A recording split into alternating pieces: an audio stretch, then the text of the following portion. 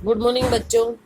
Class 12वीं हम पढ़ रहे थे आरो में हमने गद्य और पद्य दो पार्ट हैं। तो गद्य में हमने एक पार्ट पूरा कंप्लीट कर लिया है, भक्ति।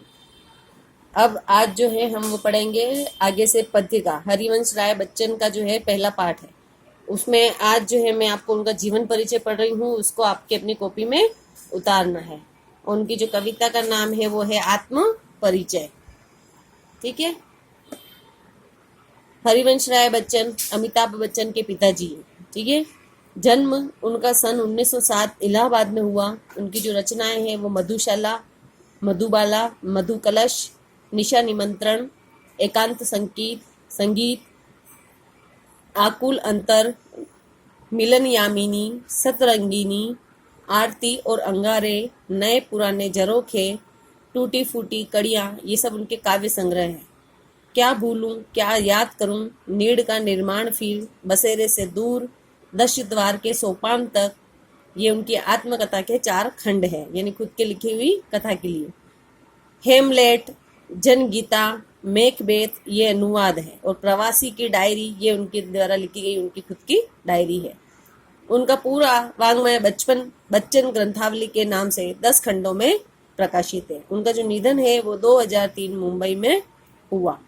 यहाँ तक आपको अपनी कॉपी में इनका जो जीवन परिचय है वो याद करना है, जो 4 नंबर का क्वेश्चन आपके बोर्ड में आता है। यहाँ से लेके यहाँ तक जब पार्ट स्टार्ट करेंगे तो उसके पार्ट स्टार्ट करने के पहले, क्वेश्चन आंसर के पहले आपको उनका जीवन परिचय लिखना है।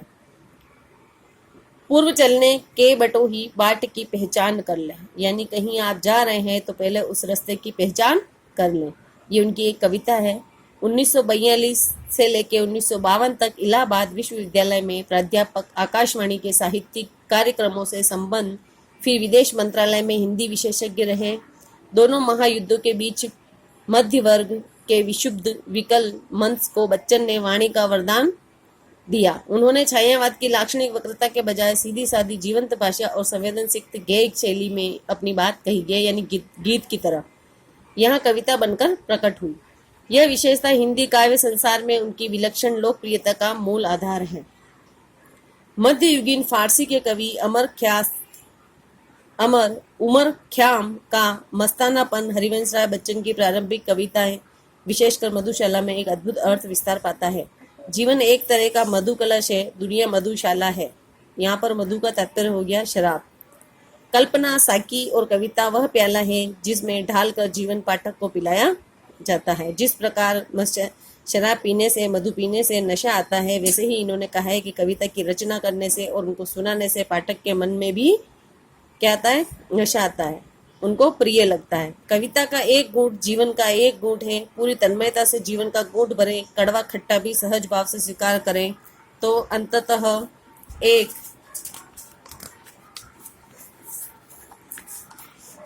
सूफियाने सी बेख्याली मन पर छाएगी। एक के बहाने सारी दुनिया से इश्क हो जाएगा और तेरा मेरा के समस्त झगड़े काफूर हो जाएंगे। इसे बच्चन का हालावादी दर्शन कहा गया है। यह बात ध्यान देने योग्य है कि उनकी युग बोध संबंधी कविताएं जो बाद में लिखी गई, उनका मूल्यांकन अभी तक कम ही हो पाया। बच्चन का कवि रूप सबसे विख्यात है, पर उन्होंने कहानी, नाटक, डायरी आदि के साथ बेहतरीन आत्मकथा भी लिखी, जो ईमानदार, आत्मस्वीकृति और प्रांजल शैली के कारण निरंतर पठनीय बनी रही है। यहाँ तो ये हो गया। और अब जो आत्म कविता है, आत्म परिचय जो उनकी कविता है, उसके बारे में कुछ बता देती हूँ।